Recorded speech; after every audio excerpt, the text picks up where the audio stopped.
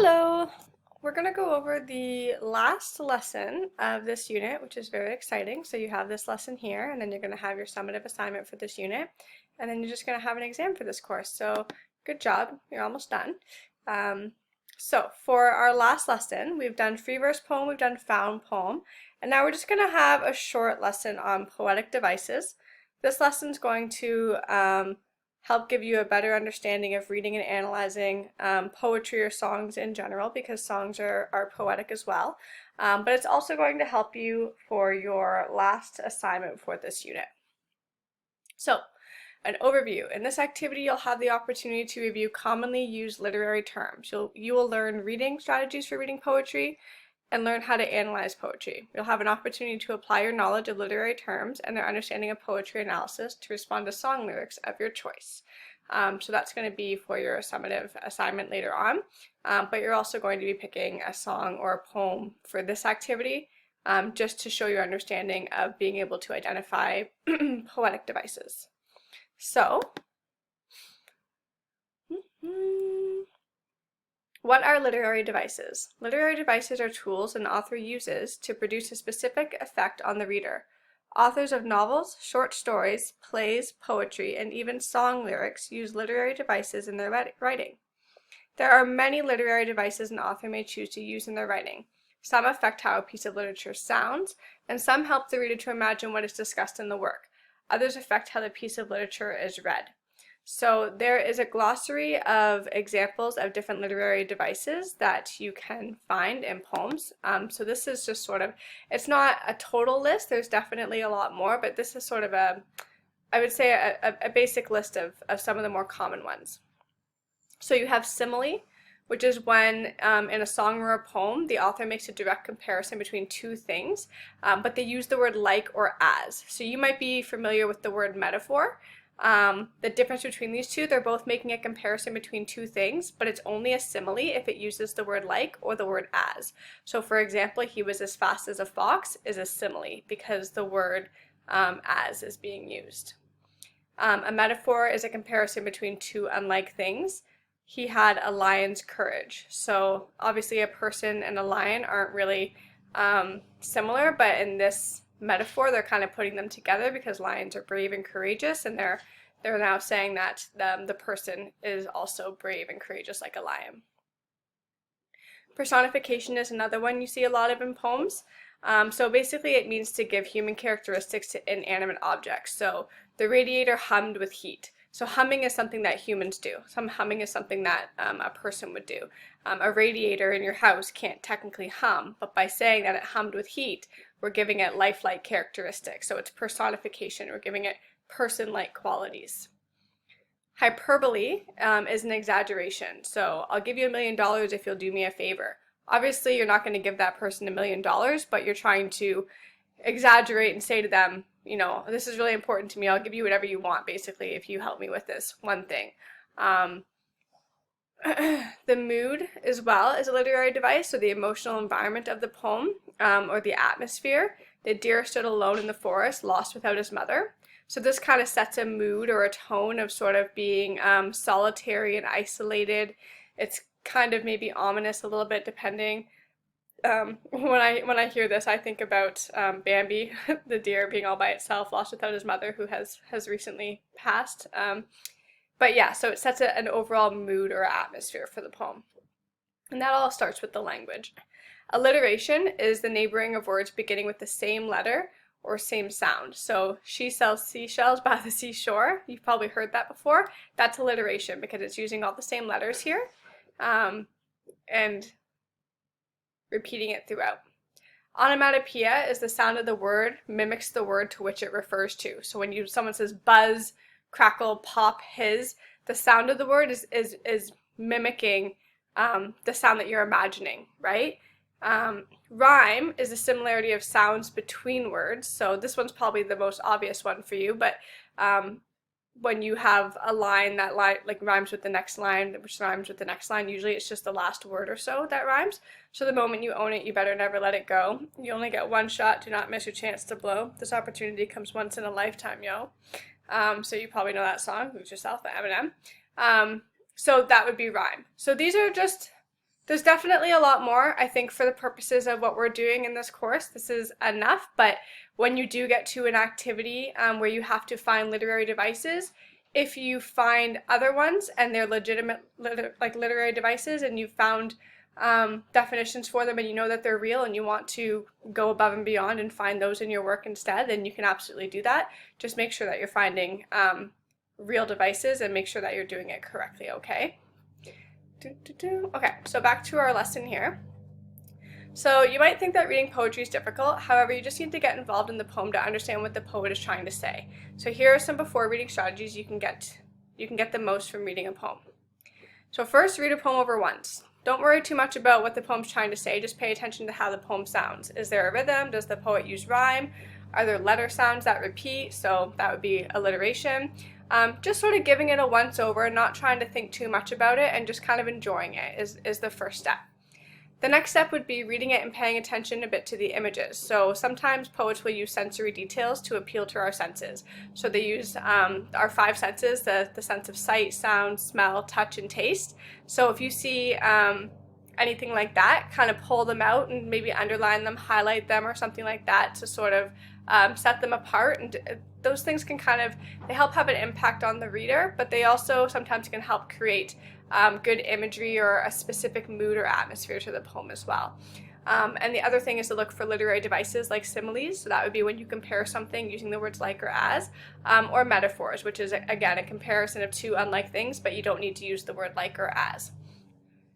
And if you're ever unsure, you can always just go back to your little glossary here, okay? So it's got the definitions and the examples for you. So the other thing you want to pay attention to when you read a poem is the structure of it. How are the words placed on the page? There's different types of poems. There's like concrete poems and found poems and poems that are written by Shakespeare that are sonnets, which are very, very complex. So, I mean, this might kind of go above and beyond what we really need to do for the sake of this course, but there are a lot of different structures that you can kind of find in poems. And the last thing that you can do is read the poem slowly and think about what it means. So think about how it sounds and the images that it's creating in your head, and how all the different structures and devices contribute to conveying the overall meaning. So basically, like what you think the theme would be. What do you think the overall message is? Like, what's the point of this poem? Why is the author writing it? And what is he hoping that you're going to get from it? So there's this poem here, just as an example, just to kind of show you, like for the first reading, you're just looking at sort of the sound of the poem. So you can look for rhyme, rhythm, repeating sounds. So in this poem, we have a clear rhyming scheme. So this poem is called First Love. Ah, love is deathless, we do cheat ourselves who say that we forget old fancies, last love may be sweet, first love is sweeter yet. And day by day more sweet it grows, forevermore, like precious wine, as time's thick cobwebs over it close, until it is divine.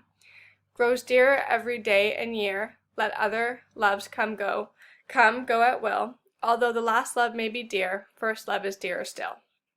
So obviously I'm not going to win any awards for reading poetry out loud, but as you can see, I've highlighted in the blue here the clear rhyming scheme that you have here. So you have the first end of the first line rhymes with the end of the third line, and the end of the second line rhymes with the end of the second line, and that pattern continues throughout the entire poem. So that's like an A-B kind of rhyming scheme, okay? So you want to look for something like that first, just in case, you're analyzing it, you might think, this is part of the reason why I really like this poem is because it flows really nicely because of the rhyming pattern that it uses.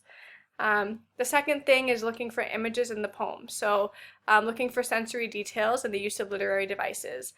So for example here, the word sweet is being used. So old fancies, last love may be sweet. So they're talking about love, but they're calling it sweet, which means that they're not only comparing it to they're comparing it to taste, which is one of our five senses. And if you just hover over some of these things, it actually will give you an idea of what the rhyming scheme is and what's being compared and stuff. So here, sweet is a taste, right? Love obviously can't actually be sweet, but they're trying to really help you form some sort of a connection with the poem and have some sort of a reaction to it. And day by day more sweet it grows. So saying that love can grow more sweet is like saying it has human-like qualities, because love can't actually grow the way that people do, but it's giving it that person-like quality. So that would be an example of personification. Forevermore, like precious wine. So again, this is comparing love to wine, which is a simile because it uses the word like right here, like or as time's thick cobwebs over it close. So again, this is another literary device, so it's a metaphor. So basically it's saying that the length of time that love lasts is being compared to the length of time it would take for something to become covered in cobwebs. So those are two very unlike things, like how long love lasts and cobwebs are not really the same, but here they've made a very clear comparison, and you can kind of see what the writer's getting at by saying that. So that would be for your second reading of the poem, or the song, whichever you choose to do when you actually go through with your assignment later on. The important thing is just to kind of pay attention and try and see what's being said and look for some of those devices, because that's just going to help you unearth the meaning of the poem. The third reading is the structure of the poem. Ah, love is deathless, we do cheat ourselves who say that we forget old fancies. Last love may be sweet, first love is sweeter yet. So this poem is grouped into stanzas. So a stanza is like a grouping of lines, so there are 4-line stanzas. So each one of these 4 lines that are sectioned off, that's called a stanza. So that would be commenting on some of the structure of the poem. And then here, there's a certain part in the poem, like over here you have a colon, but here you have a comma, so you just kind of want to pay attention sometimes to the punctuation, because when you have something like a comma right here, it's telling you that there's going to be a pause before you go with the next part of the poem, part of the line reading.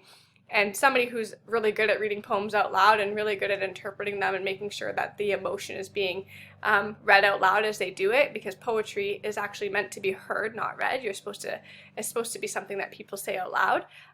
It helps to impact the meaning of the poem and the emotion and stuff. So those are just a couple of things to keep in mind when you're reading a poem, okay? So when you've done these and you've looked through this lesson sort of on your own, you can try this little game show, which is going to give you some practice at identifying literary devices. Okay, so go ahead and open that and try that on your own.